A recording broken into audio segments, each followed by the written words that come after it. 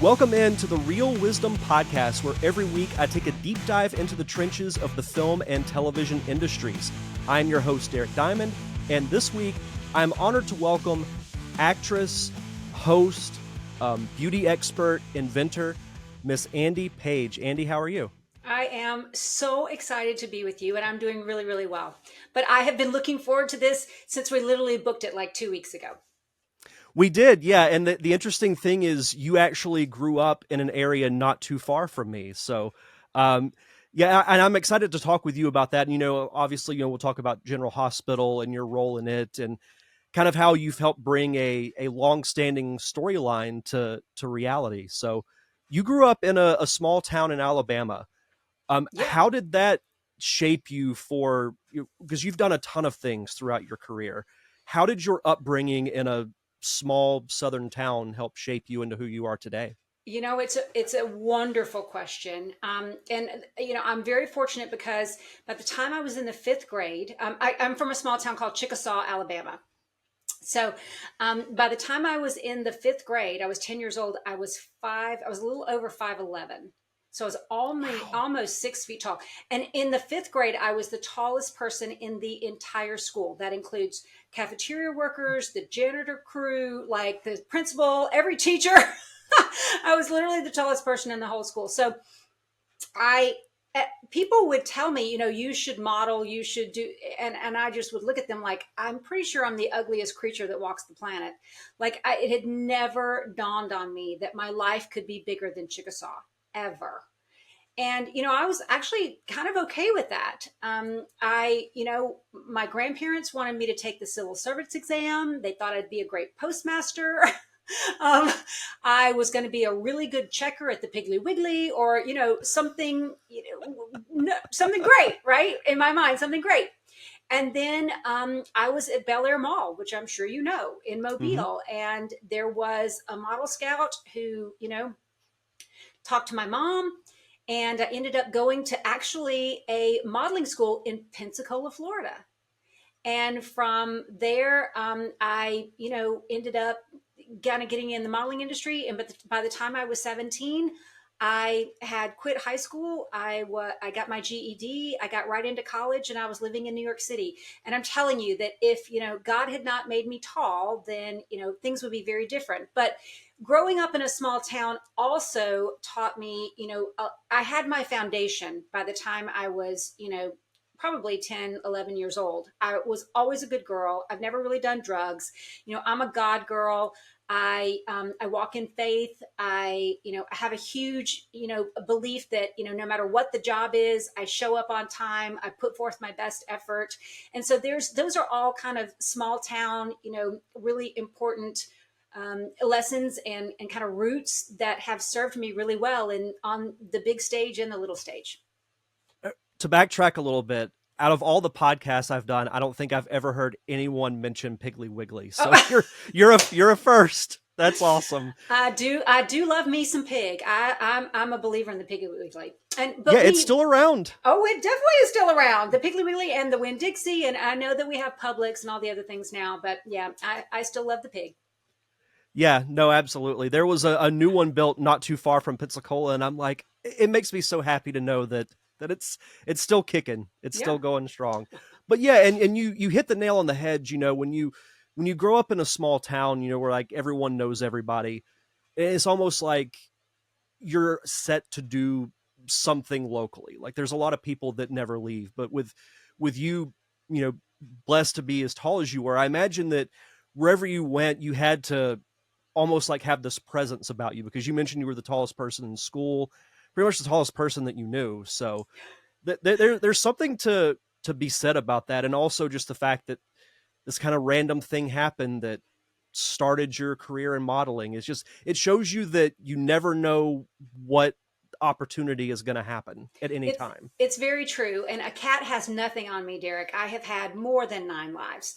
I mean, I'm 54 years old, and I moved to New York City at 17, in 1987, when the city was crazy. And I was at the last year of Ed Koch's mayoralship.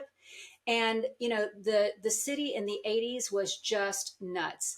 And if I had not been, very well rooted in, what I knew right from wrong. I was honest. I was, trustworthy. If I had not had that foundation, I mean, golly goodness knows, who knows? I'd probably be in prison. So moving to New York wasn't a culture shock for you? Oh, it was a culture shock, but it was a culture shock for sure. But, when you have this kind of opportunity and you do come from a small town and you are friends with people who haven't really I mean, I grew up with people who had never even been to New Orleans, much less New York. So, when you are given this kind of opportunity, the last thing that you want to do is let people down and fail. And that was not an option for me. There was no going back. I had been given this, and I was just determined that I was going to turn this open door into a big life. And I'm so fortunate that I have. I've been able to really do so much more than I could have ever even dreamed. I mean, the fact that I'm on this legacy show, I mean, I am the latest cast member on General Hospital. And Derek, I mean, think about it. Okay. So Liz Taylor was on General Hospital, right? I mean, it's the number of stars that have come out of this television show. It's the longest running television show in TV history.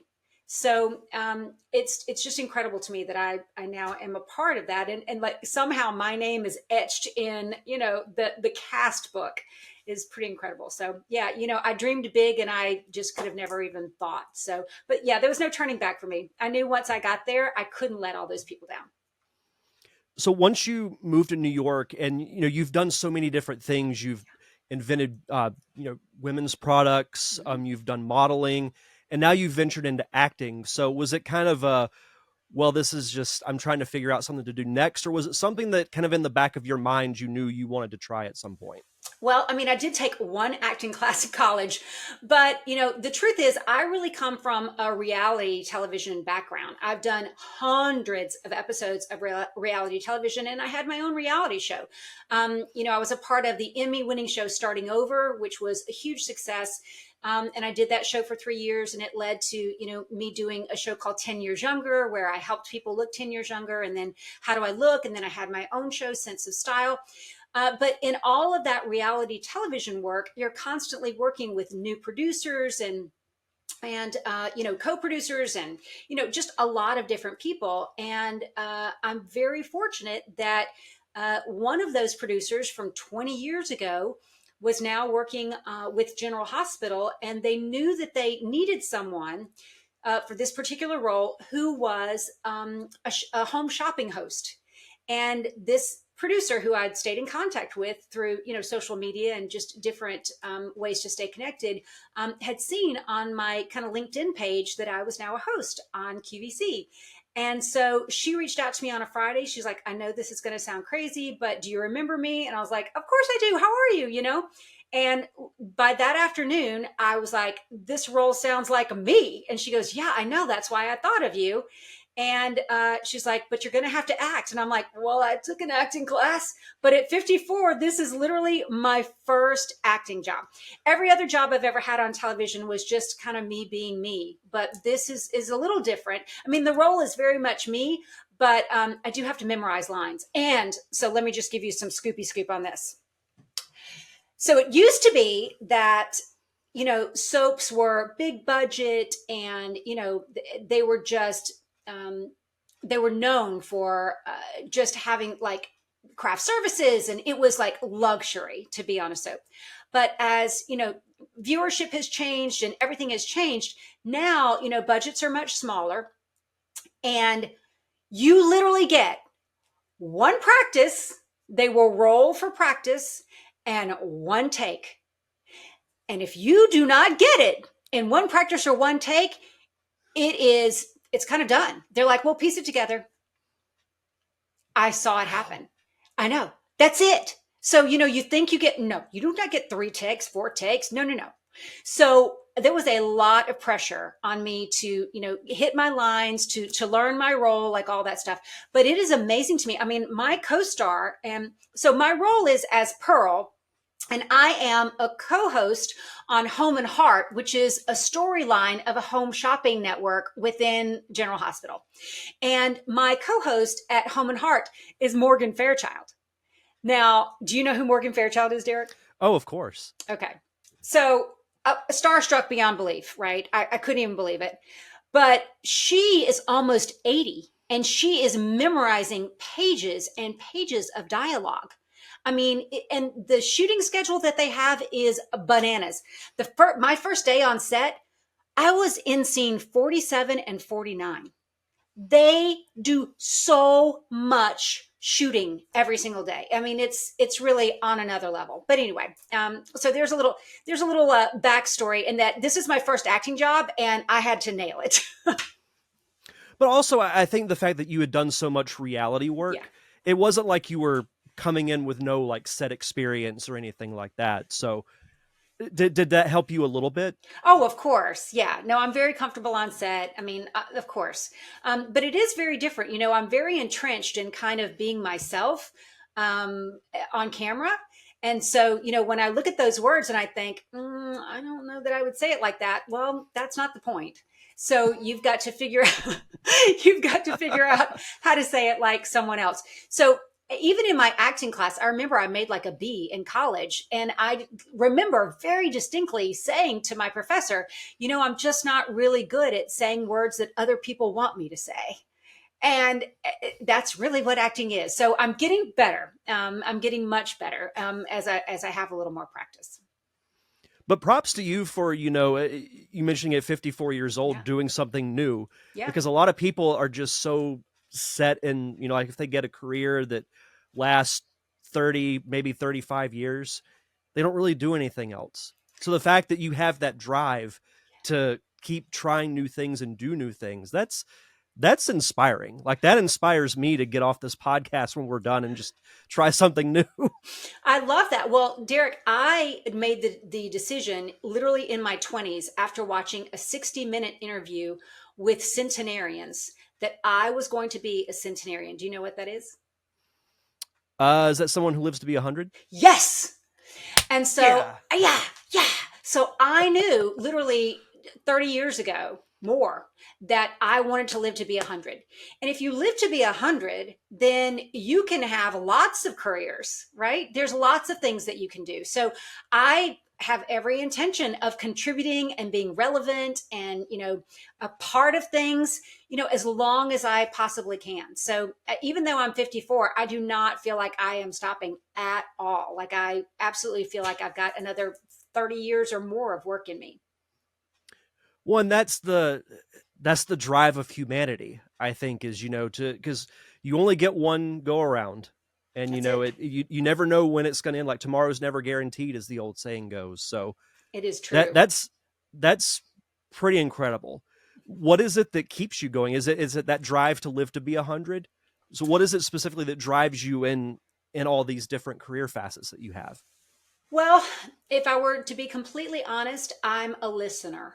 And what I mean by that is, I mentioned I walk in faith. I was raised in the church, Chickasaw First Baptist.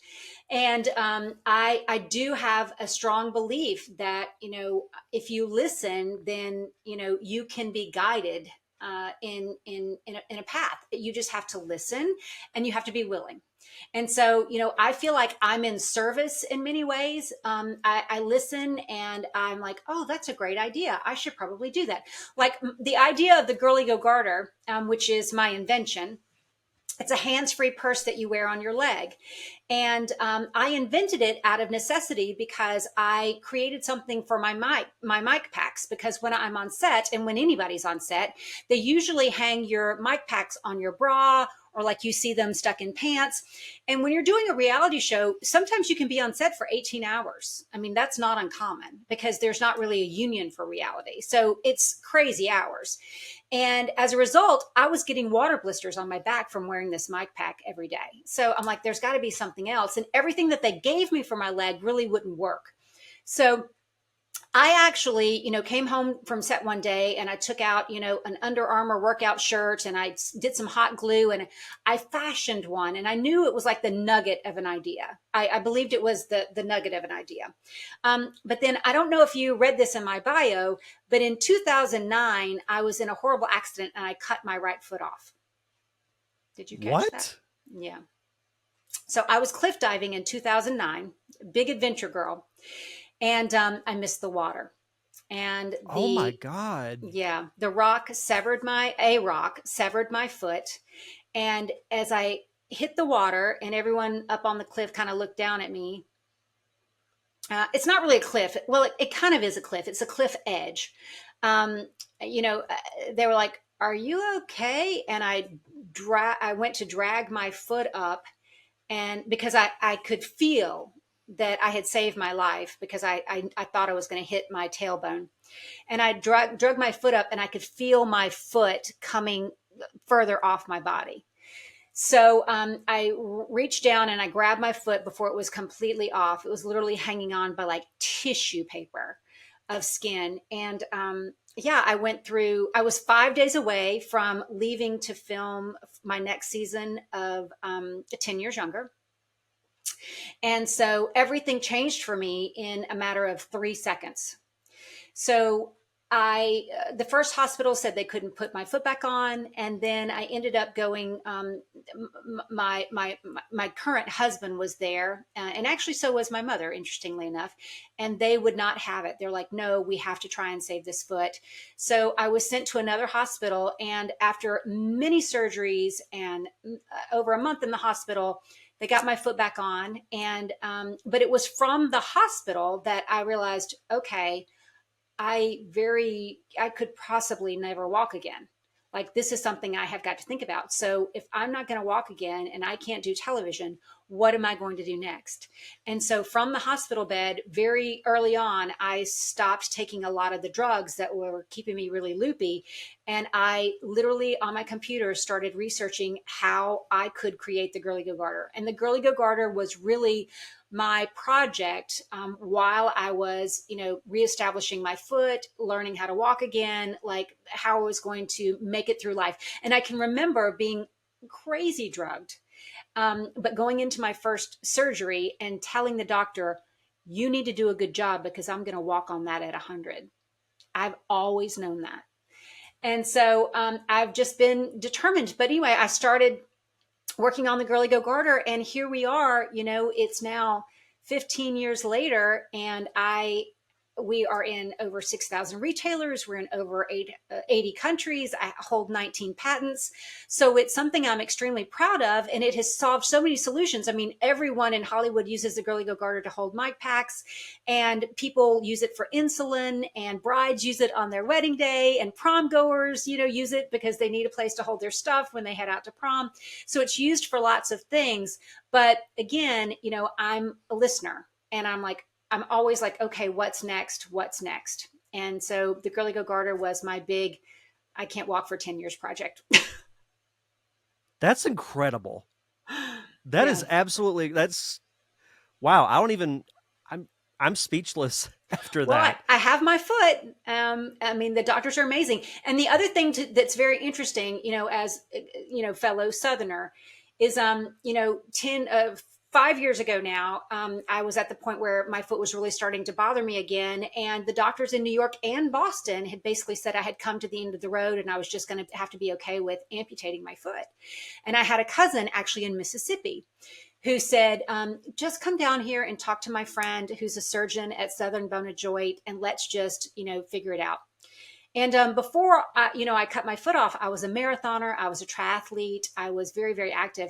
And so I came to see my cousin in Mississippi. I went to Southern Bone and Joint, and sure enough, we're sitting there, and I'm like, at this point, I feel like I've given a 10-year try. I'm okay. I'm looking forward to getting a blade and running again, and I'm going to swim and I'm dive, and I'm going to do all this again, and I'm going to be out of pain. And I said, I want to still do a marathon at 100. And he looked at me, it's Dr. Rob Robertson, and he was like, well, if we take your foot, you're not going to live to be 100. And I was like, what are you talking about? Of course I am. And he said, well, if we take your foot, then your body is going to go into overdrive. And you're not going to die from being an amputee. You're going to die from heart failure and kidney failure and organ failure because your organs are never going to stop trying to heal your body. And I was just like, okay, well, we need to fix that. And so I, a New Yorker, went and spent 4 months at Southern Bone and Joint in Hattiesburg, Mississippi, and they once again saved my foot. And I walk now to a point where people would never, if you didn't know me, you would never dream that I literally cut my foot off. Wow. Yeah. I was going to ask you, like, once you had your final operation, how long the rehabilitation process took. So you spent 4 months at this hospital. Well, I had 3 surgeries, and yes, I spent 4 months there. So in total, I've had 7 surgeries over the past, 15 years. It's been a lot, but they literally saved my life, whereas the doctors in New York and Boston would not. We're a little different in the South. Yeah, they were at least willing to try. Yeah. And the truth is, the doctors in New York and Boston said, we're going to open that up. It's full of infection. That infection's going to go to your heart. You could die, like all of these things. And the truth is, everything that they said was 100% correct. But, at least Dr. Rob Robertson was willing to try. And it took 3 surgeries, and I was, on heavy drugs for a long time. But again, he did it. So that is yet another facet to my story. So when I say that a cat doesn't have, anything on me, I literally mean it. I mean, I developed a product from a hospital bed. I launched I went to, Asia on crutches to try and figure out how I could make this product because no one in America could make it for me. So I literally traveled to Asia by myself on crutches to, following one lead, another lead, another lead. My hairdresser said this. I had a friend who had a cousin that I stayed with them. I mean, I just listen, and I am willing. So that is how, in my mind, you have a big, a bigger life. You just follow what your heart tells you to. There's really some power in listening when you put it that way. And it's not hard to do. No. But you also, it's not just listening, it's acting as well. But listening is a big part of it, and you're right. We are raised, I'm guessing we are both raised in a way where, beyond, 100, 200, 300 miles can seem a little scary. And, I believe that travel is the ultimate education. That the more that you travel, the more that you see the world, the more that you see the states. I'm fortunate that I have been to every state in the United States. The more that you experience people and differences, it's just not that scary. And I'm grateful that I don't have the fear of, trying something new, going someplace new, just being a little more adventurous. And I've heard other actors say that too, is to go, immerse yourself in other cultures. Like with us being from the South, if you go to the Pacific Northwest or California, or even, out of the country into Canada, somewhere that's completely different from where you grew up. And that's how you learn about life. Yeah. Is you experience it, because there's so many different ways to do so many different things. Oh, and life's too short to just be, and I don't want to, upset the apple cart, because I have a lot of people I know that are still content, with living in their hometown, and there's nothing wrong with that. Oh, gosh, but no. for me personally, like, I don't have that fulfillment unless I can experience, new things in new places. Well, and what I have found is that you have a real appreciation for what we grew up with. I have to tell you my favorite story of going to Jones Beach, which is the closest beach to New York City, when I'm like 17 years old, right? I'm in New York. Everyone's like, oh, let's go to the beach. I'm like, yeah, let's go to the beach. I'd love to go to the beach. I got to Jones Beach. I had never in my life experienced anything but crystal white sugar sand. I thought every beach was crystal white sugar sand. It is not. I was like, this is not sand. Y'all, this is dirt. This is not sand. This is dirt. This is a beach dirt. So, you think like all of it is, as lovely as what we are raised with, but the more that you travel and the more you experience it, you're like, no, some of the things that we have are pretty golly gosh darn great. Even in California, I've been to San Diego and to Los Angeles, and the beaches there aren't bad. But whenever I walked, onto the beach for the first time, I'm like, yeah, this isn't Pensacola Beach. No, That's for it's sure. crazy. We really do have some of the best beaches in the world. There's no doubt about that. I can assure you. I've had people that have come from Los Angeles that I've talked to, and they said, you guys Yeah. have us beat on beaches Yeah. easily. And that includes, I mean, I've been to Capri, I've been to Greece, all the beaches in many of the European countries, whether it's Spain or, I mean, the beaches that we have in that little emerald coast of, the Gulf Coast is really amazing. And then there's, of course, the Floribama, which I have to at least go once a year for the mullet toss. Again, I don't think anyone's mentioned the mullet toss on this podcast either. So who would have thought? Yeah, exactly. Yeah, no, funny enough, I've never been to Floribama. I've driven by it numerous times, but I've never actually stopped and gone. Well, the next time I'm home, maybe you and I should enjoy. What is it? There's a drink that they do there that's a special drink. Oh, I can't think of what it is, but it's like an ice cream drink. It's so delicious. Oh, a bushwhacker. Yeah. We must have bushwhacker. a bushwhacker at the Floribama. I literally go every year. I'm not kidding. Once a year. Oh, nice. Yeah. Because you mentioned that you still have family that live around here. So now that's awesome. I did want to backtrack a little bit to General Hospital. Yeah. You mentioning, just the crazy, like, may not necessarily craziness, but the fact that you think of the hours of content that get put out on a soap opera every week, and the fact that you only have one rehearsal and one take. Have you ever seen anyone like what happens if you have to do more than one take? Because I can imagine the crew would not be pleased. It's not. I have seen it where an extra take is needed. But what is interesting is, when you see a scene, and especially, all of the sets are done, and they're still, and it's just moving a camera from set to set. But behind every pillow, on the floor, on some of the walls, there are notes to help remind the cast of their, especially if it's a long dialogue or, so there are literally notes and things taped everywhere so that you can be reminded of your line. But I have seen it where, a third take was necessary, and everybody just knows it's frowned upon. Let's put it that way. So they film in 2 7-hour blocks, 4 days a week. So they start filming from 5 a.m. to noon and from 1 a.m. to 8 p.m. And they do that, and they create 250 episodes of television a year. It is bananas. Bananas. Yeah. Because I wasn't a regular soap opera watcher, but my mom and my grandmother were. So I grew up around it, especially like if I had to stay home sick from school and I'd have to stay at my grandparents' house. That's what would be on the TV all morning and into the afternoon. And as a kid, you don't realize the amount of work that goes into it. You just think, oh, it's a new show.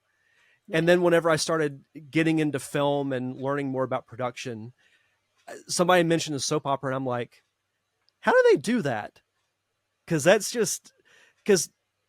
there's only 24 hours in a day. Like, you can't add or subtract time. So, like, how do they do it? But it's mind-boggling.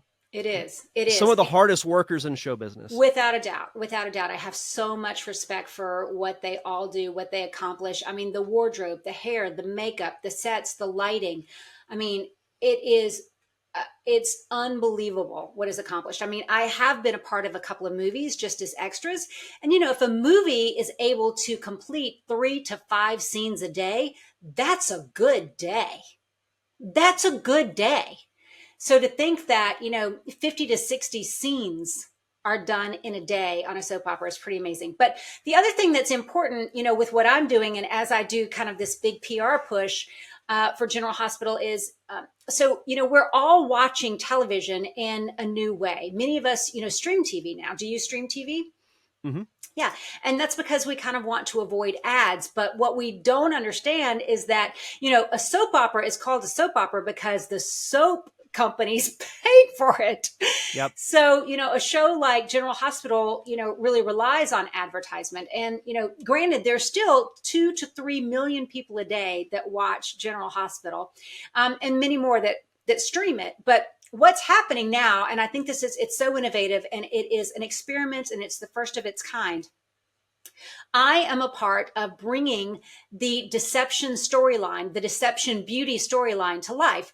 And so for the past 20 years, there's been this storyline about deception beauty, and they are a cosmetic company, and they've got these gorgeous, powerful women who create, serums and lotions and potions, and they hate each other, and they, the whole thing. It's dramatic and fabulous. But they had the idea, because fans have really wanted it for a long time. They had the idea that what if we brought, deception to life and created an opportunity for the fan base to actually consume or buy the things that they see within the show.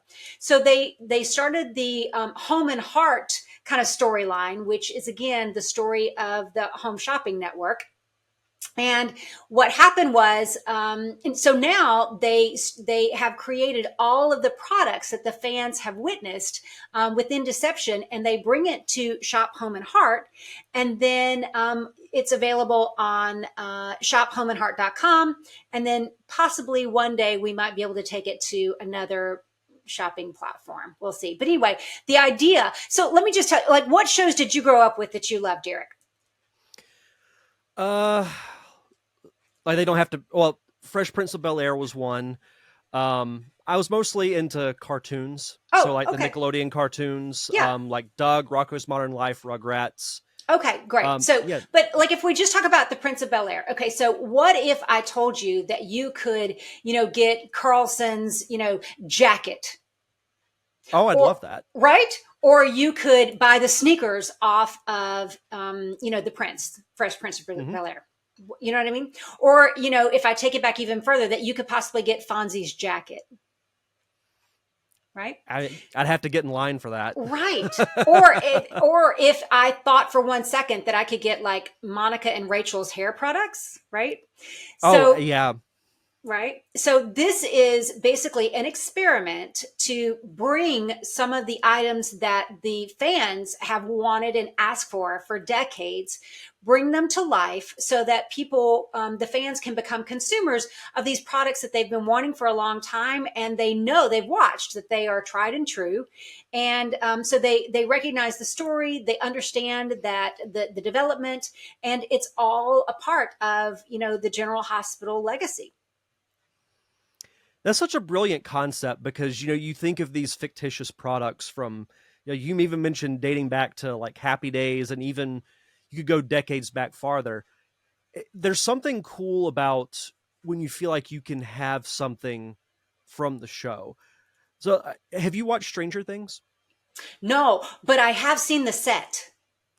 So during the pandemic, my now wife and I went to Los Angeles, and they did this, they converted a parking garage into like sets from the previous season.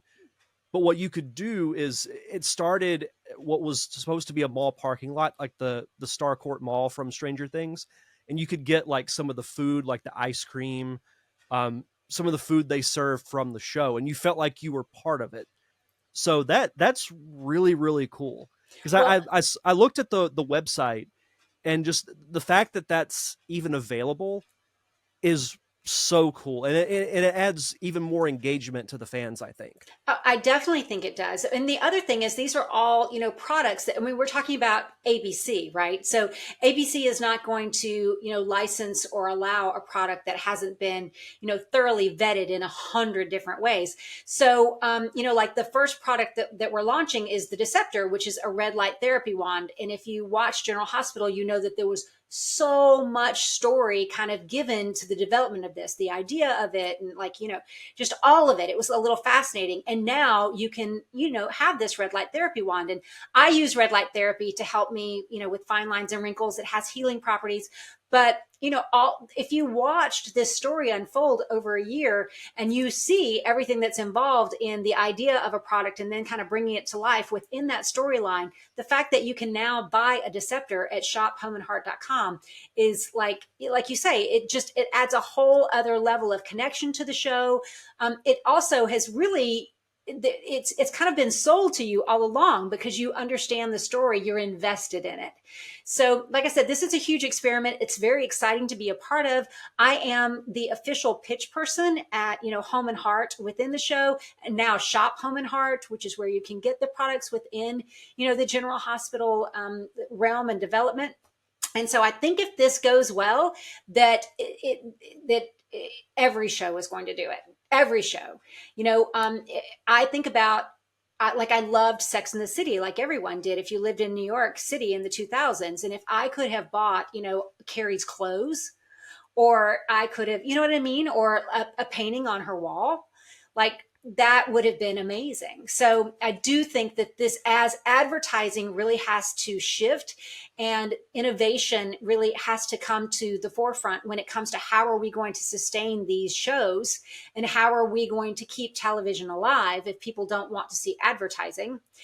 This is definitely one of those ways. And I think it's both genius and I just love being the first show to ever do it.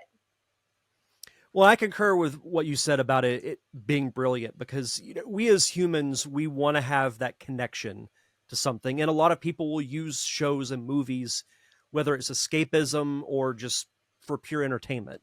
We feel, and that's why we get invested in shows, is we feel connected to the characters. Yeah. Like my wife and brother-in-law like are huge fans of Friends. And sure. My wife would be with you if she could get Monica and Rachel's hair product, she'd do it in a heartbeat. So it's such a brilliant idea, and I can't believe that it hasn't been done already. But it's great that you all are getting to be the first ones to do it. So well, ultimately, I will keep my fingers crossed for y'all's success. Well, thank you. I mean, you can imagine it wasn't done before because there were so many competing advertisers. So right. You never wanted to pitch it within the show because, you didn't want to offend L'Oreal or you didn't want to offend, Pantene or whatever.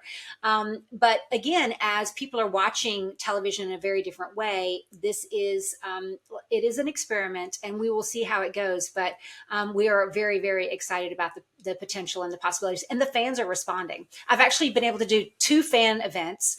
The fans are really, really responding, which is great. So again, it's shophomeandheart.com. You can see all kinds of things. And as things develop and they ultimately get approved by legal, there'll be more and more products that you'll find there as well. Yeah, and I'll definitely put a link in the show description for the listeners and viewers to click on as well so they can check it out. That's awesome. I appreciate that. As we start to wrap up, we've mentioned all these different things that you've done with acting. You've invented your own product. What's next for you? Yeah. So, I honestly, believe it or not, I am crazy interested in modern dating. I have 3 bonus children who I love, and I am very happily married. But I feel like the dating realm has just changed so much. And even just in the past 10 years, I'm so fascinated. I cannot get enough. I'm constantly, learning about dating. I'm talking to people about dating. I'm trying to set people up. So I know that this is crazy. It doesn't make a lot of sense to me, but I have started a podcast called The Dating Lab with the Hillbilly Yenta. And I'm the Hillbilly Yenta. I love that name. My husband calls me a hillbilly yenta because I'm from Alabama and, he's half Jewish. And he's like, I can't believe that you're so involved in everybody's love life. But I care and I am interested. So I have started a podcast called The Dating Lab with the Hillbilly Yenta. And I am just exploring modern dating and I'm trying to get to the root of what the heck is going on and how we can get people connected again. So that's kind of a little bit what's next. But then after that, who knows? But it has my attention right now. That's fantastic. No, I'll have to check that out because I'm always interested in hearing new podcasts. In addition to doing one, I enjoy listening to them. They're great for, doing laundry or a long commute. I can't get enough of podcasts. So that's exciting. That's very cool. It has been. I've done 2 episodes so far. We hope to launch. We want to launch like the first 5. So I've done 2 episodes so far. And my first interview was with a reverend in Las Vegas who averages 10 marriages a day. He's married more people than anyone in the entire world. And so it was fascinating to kind of start the podcast with someone. I flew to Las Vegas. I interviewed, he said yes. And it was great to kind of start it with, his point of view and his take on love, which is very different. So did you do the podcast at the chapel? No, we did it in like he goes to all kinds of chapels. So he doesn't have a chapel. Okay. He goes, okay. But we did it in a podcast studio in Las Vegas. And the minute that he said nice. yes, I was on a plane. So I was very excited about that. That's a great way to start a show like that. Yeah, I think so too. Because with you saying he's married more people than anyone in the world, yeah, like that's a heck of a get. Yeah, that's awesome. But I mean, so many. Las Vegas is still the marriage capital of the world. So, and he's the number 1 reverend. So anyway, but that has my interest. So that's what's next for me right now. I thought for a little while I'd write another book. I mean, I have a book that was highly successful. It was, published in 3 languages. It's available in 14 countries. But, books are hard. Not so much writing them. It's just fewer and fewer people actually enjoy reading. Just like you and I, we enjoy a podcast. So I think that that might, satiate my need to explore more so than a book right now. Yeah, for sure. And do you have a website or social media that you'd like to plug so the viewers and listeners can follow you? I do. Thank you so much for that. You can find me on Instagram at the Andy Paige, ANDYPAIGE, or you can go to shopwithpearl.gh at Instagram as well. And of course, you can find me at andypage.com or GirlyGoGarter.com. Fantastic. Well, Andy, this has been such a wonderful chat. Thank you so much for taking the time. I have been really, really looking forward to this. I am so grateful for your time, and I look forward to having you on my podcast. Absolutely.